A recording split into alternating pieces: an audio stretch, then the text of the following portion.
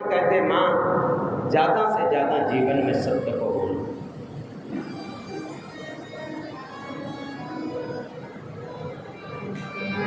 भगवान का हम चिंतन करें। कपिल भगवान कहते घर में उठें और उठ करके हम भगवान का चिंतन करें। भगवान का चिंतन किस प्रकार से करें? प्रेम से बोलो। सबसे पहले भगवान के चरणों का चिंतन करें। जब भगवान के हम चरणों का चिंतन करेंगे और भगवान के चरण हमारे हृदय में आएंगे तो हमारे जो चित्त में कई वासनाओं की गठरी चिपकी हुई है, भगवान के चरणों में वज्र और अंकुश का चिन्ह है, उसके द्वारा वो कट कट कर समाप्त हो जाएगी और हमारा मन निर्मल हो जाएगा। फिर भगवान हमारे हृदय में बस जाएंगे। इसलिए अहरनिश भगवान का चिंतन करें। सबसे पहले हम भगवान के चरणों का चिंतन करें, फिर भगवान के घोटों का चिंतन करें, फिर भगवान के कटी भाग का चिंतन करें, फिर भगवान के वक्षस्थल का करें और सबसे बाद में भगवान के मुखमंडल का दर्शन करें। कभी भी आप मंदिर में जाएं, सबसे पहले भगवान के मुखमंडल का दर्शन नहीं करना चाहिए। ये कपिल भगवान कहते हैं अगर भगवान का दर्शन करना है तो सबसे पहले भगवान के चरणों का दर्शन करें। कि हासम हरे रवनता खिले हो गति प्राण शोका सुसागर से सो सड़या तुदारम। भगवान कहते हैं माँ, अगर संसार के लोग शोक सागर में डूबे हैं, उनको निकालने की शक्ति अगर है तो वो केवल केवल मेरे गोविंद की हंसी है। अगर हमारे जीवन में दुख है, हमारे जीवन में कष्ट है, तो केवल भगवान ही हमारे दुख को दूर कर सकते। इसलिए माँ अहरनिश भगवान का हमें चिंतन करते रहना चाहिए। कपिल भगवान कहते माँ एक बात और मन में बैठा हो, हमारे घर में मंदिर होता है ना, तो मंदिर में कभी ये मत सोचो कि घर के मंदिर में मूर्ति है। हमेशा मंदिर में ये भाव रखो कि हमारे घर में मूर्ति नहीं है, हमारे घर में तो साक्षात ठाकुर जी का विराजमान है। अगर हम मंदिर में भी पूजा करने आते हैं तो इस भाव से आए कि जो मंदिर में भगवान बैठा है वही भगवान कुत्ते के अंदर भी बैठा है। समान दृष्टि से सबको देखना चाहिए।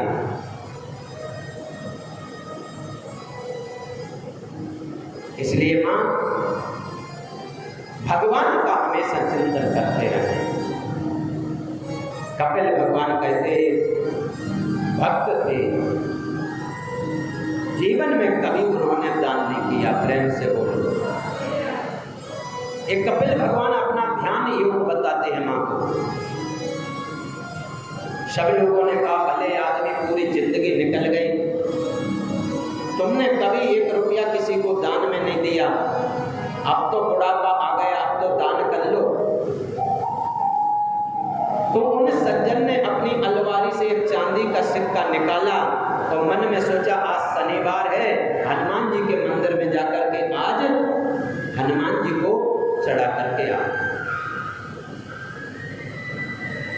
जैसे ही शनिवार का दिन था, हनुमान जी का दर्शन करने के लिए गए। लाइन काफी लंबी लगी थी, भीड़ बहुत थी। लाइन में खड़े हो गए, सोचा जब मेरा नंबर आएगा तो मैं दर्शन करूंगा। मुट्ठी बंद करे, बार बार पैसे को देखते हो, कहते हैं मित्र मैंने तुम्हें बड़ी मेहनत से कमाया है, लेकिन आज लोग बात पीछे पड़ गए तो आज मुझे तुम्हें दान में देना पड़ा।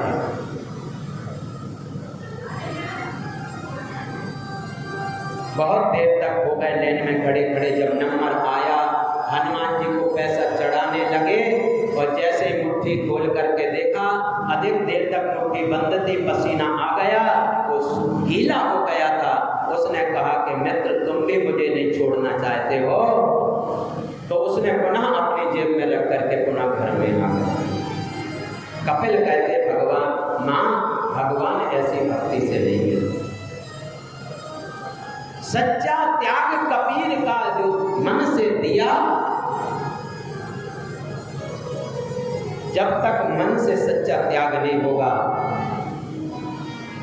तब तक प्रभु उनसे मिल नहीं सकता। हमारे राम वल्लभाचार्य जी हुए, तो राम वल्लभाचार्य जी के पास में एक व्यक्ति गया और उसने कहा महाराज मुझे ऐसी भक्ति बताइए जिसमें भगवान की भक्ति तो हो जाए पर कोई पैसा ना लगे। तो भगवान ने यही कपिल भगवान का ध्यान योग बताया कि अपने घर में बैठ जाना, कहीं जाना नहीं, मन में सोचना मैं गंगा जी गया, गंगा जी से स्नान करके आया, ठाकुर जी को गंगा जल लाया और भगवान को मैं स्नान करा रहा। नित्य भगवान को स्नान कराइए, भोग लगाइए। उसके मन में ये बात आ गई कि कुछ लगना तो है नहीं। सुबह 4 बजे जाग गया और जाग करके नेत्र बंद करके सोचने लगा मैं गंगा जी गया, हर की पौड़ी में नहा रहा हूँ, वहाँ से गंगा जल लेकर के आया, ठाकुर जी को स्नान करा रहा। पहले दिन की पूजा में उस व्यक्ति को 5 मिनट लगे, दूसरे दिन की पूजा में 7 मिनट लगे, अगले दिन 15 मिनट लगे, ऐसे ऐसे करते उसको 5 वर्ष हो गए। और 5 वर्ष जब हो गए तो 5-5 घंटे समाधि में बैठ जाता, भगवान का चिंतन करता था, भगवान के चरणों का चिंतन करता, भगवान के गोलों का दर्शन करता, कटी भाग का करता, भगवान के मुखमंडल का दर्शन करता। एक दिन की बात कि उस व्यक्ति को जल्दी जाना था, उसने सोचा आज क्या भोग लगाऊं, तो उसने सोचा आज ठाकुर जी को मैं दूध का भोग लगा देता।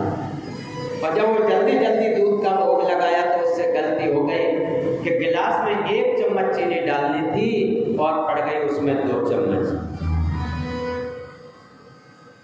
बोली बांके बिहारी लाल की। जैसे ही 2 चीनी चम्मच पड़ी, मन में सोचा ये तो गड़बड़ हो गया, ज्यादा चीनी पड़ गई। मन कहता क्या हुआ, मानसिक पूजा है, पड़ गई तो पड़ जाने दो। वो कहता है ऐसे थोड़ी, ये तो रोज रोज की पूजा है। मन कहता है अभी खुली नहीं है तो 1 चम्मच निकाल।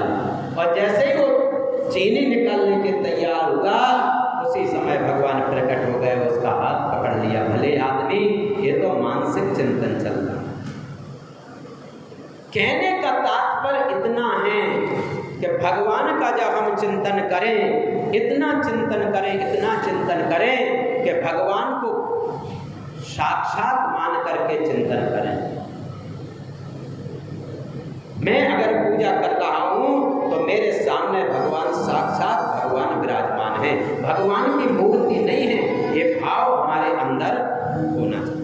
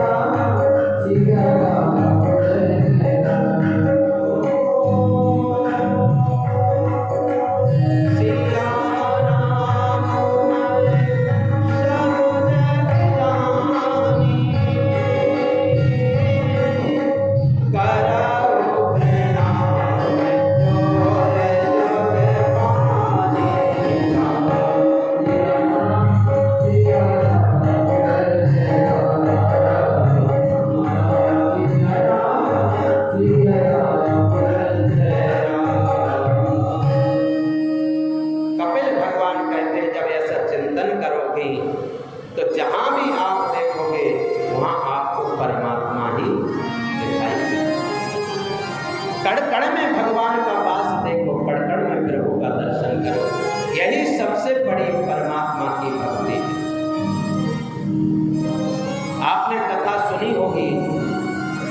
एक नाथ जी थे। एक नाथ जी ने मन में सोचा, दुनिया के लोग श्रावण के महीने पर भगवान शिव को गंगा जल चढ़ाते हैं, मैं तो एक संत हूं, क्यों ना मैं गंगा सागर से गंगा जल लेकर के रामेश्वर भगवान को चढ़ाऊं। मन में ऐसा संकल्प किया कि रास्ते में कहीं रुकूंगा नहीं, केवल रात्रि विश्राम करूंगा और पूरा दिन पैदल चलूंगा। एक नाथ जी ने गंगा जल गंगोत्री से उठाया, मन में ऐसा